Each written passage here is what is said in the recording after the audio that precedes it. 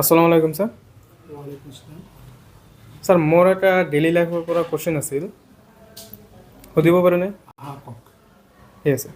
কুৱেশ্যনটো হ'ল, আজিকালি যেনেকুৱা আমাৰ খৰচটো বাঢ়ি আছে দৈনন্দিন জীৱনত, তাতে মানে বহুত বস্তু বাঢ়ি আছে, মেডিচিনৰ দাম বাঢ়ি আছে, মেডিকেল ভিজিট, সকলো বস্তু বাঢ়ি আছে। তো ইয়াৰ প্ৰতি আমি কেনেকৈ কম খৰচত, কম মেডিচিনত মানে হেল্ডি থাকিব পাৰি ডেইলি লাইফত, অলপ ক'বনে? আপুনি এইটো ল'ব পাৰে। অ'কে, আমাৰ দৈনন্দিন জীৱনৰ বস্তুখিনিৰ দাম বাঢ়ি আছে, এইটো সঁচা কথা। লগতে বেমাৰৰ সংখ্যাও বাঢ়ি আছে। চ' ইমানখিনি খৰচ পাতি বহন কৰিবলৈ এজন মানুহৰ কাৰণে, সাধাৰণ মানুহৰ কাৰণে বহুত দিগদাৰী হয়।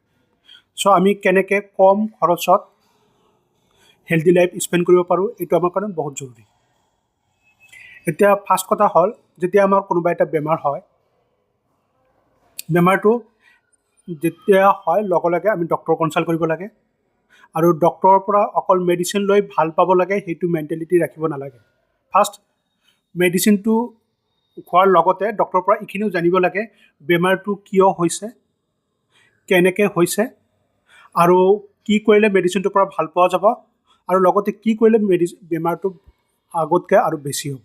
চ' এইখিনি জানিলে আমি মেডিচিনটো খাই ভাল পাম, লগতে সেই বেমাৰ ভাল হোৱা কামখিনি কৰিম।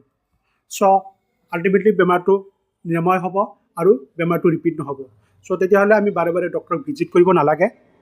চ' আমি বিনা ভিজিটত, বিনা কষ্টত, বিনা খৰচত আমি ঘৰত থাকি সুস্থ লাইফ স্পেণ্ড কৰিব পাৰিম।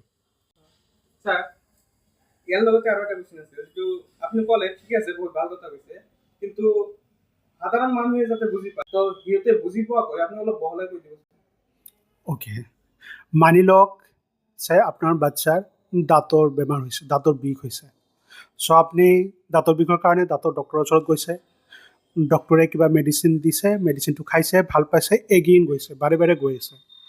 চ' সেইটো কণ্ডিশ্যনত আপোনালোকে কি কৰিব লাগে, দাঁতৰ ডক্টৰজনৰ ওচৰৰ পৰা এডভাইচ লওক যে বেমাৰটো কিয় হৈছে, আৰু বেমাৰটো কি হ'লে বেছিকৈ বেমাৰটো বাঢ়ি থাকে, আৰু কি হ'লে বেমাৰটোৰ পৰা উপশম পাম। যেনেকৈ মানি লওক যে দাঁতৰ বিষটো হৈছে, কোনোবা দাঁতৰ হাইজিন মেইনটেইন হোৱা নাই, ডক্টৰে কৈছে হাইজিন মেইনটেইন হোৱা নাই, চ' মুখৰ হাইজিনটো মেইনটেইন কৰিব লাগে, বা টুথব্ৰাছ চেঞ্জ কৰিব লাগে, বা যি আছে ইছ্যুটো বুজাই দিলে, আপুনি ঘৰত ছেম বস্তুটোকে ফ'ল' কৰিলে, তেতিয়াহ'লে বেমাৰটো এগেইন নাহিব। আৰু আপুনি খৰচটোৰ পৰা বাচিলে, ডক্টৰৰ ভিজিটৰ পৰা বাচিলে, টাইমটো বাচিলে, হেল্ডি লাইফ স্পেণ্ড কৰিব পাৰিলে। Okay, thank you. Thank you sir.